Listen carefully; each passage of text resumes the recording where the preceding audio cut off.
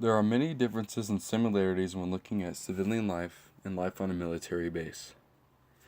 In civilian life, you don't have to really worry about how you talk or even how you walk.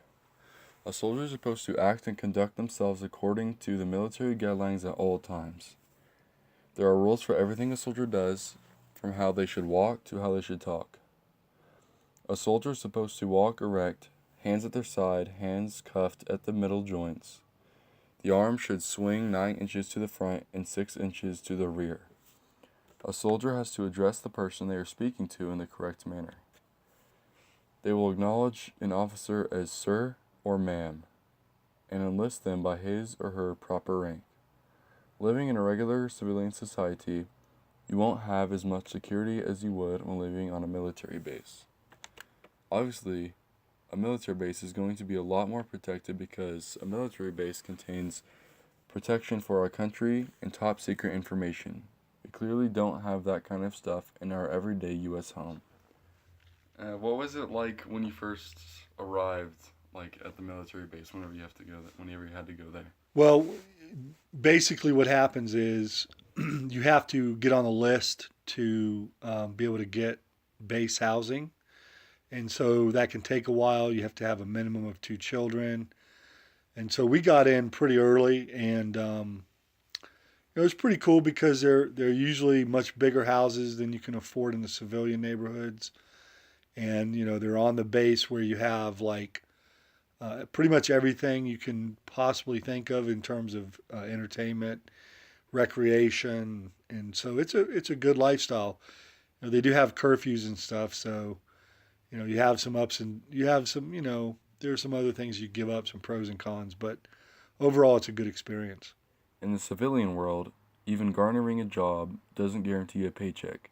However, a soldier can't quit his/her job if he/she doesn't like it. A civilian is free to leave their job at will. The most important aspect of civilian life that military personnel miss out on is their family. So, what was it like having a father in the military? Well, it's quite a bit different than most people are used to.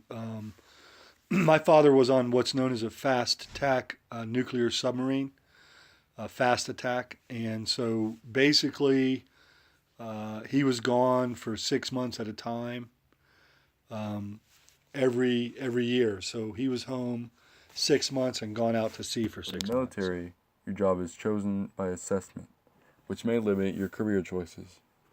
There are some differences between prices and things you get in stores. When you're in the military, you get some discounts on regular things you get in stores. You also get different branded things and markets on military bases.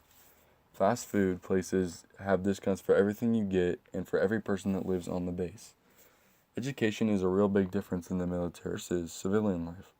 Schools on a military base don't have to worry about as many people as public schools have to worry about. When you're going to school on a military base, it's just about when and what school to go to.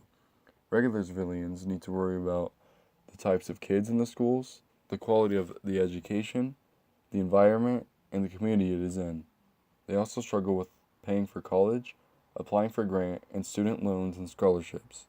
Lastly, when you live on a military base, you need your ID for everything. If you go to get food, you need your ID. If you go to the gym, you need your ID. If you go to the doctor, you need your ID. And many other things require your ID. But, out of all these differences, there are similarities. You obviously have the same laws. You can't go and commit crimes. You still have a personal life away from your job sometimes. And you still live and do the same things civilians do.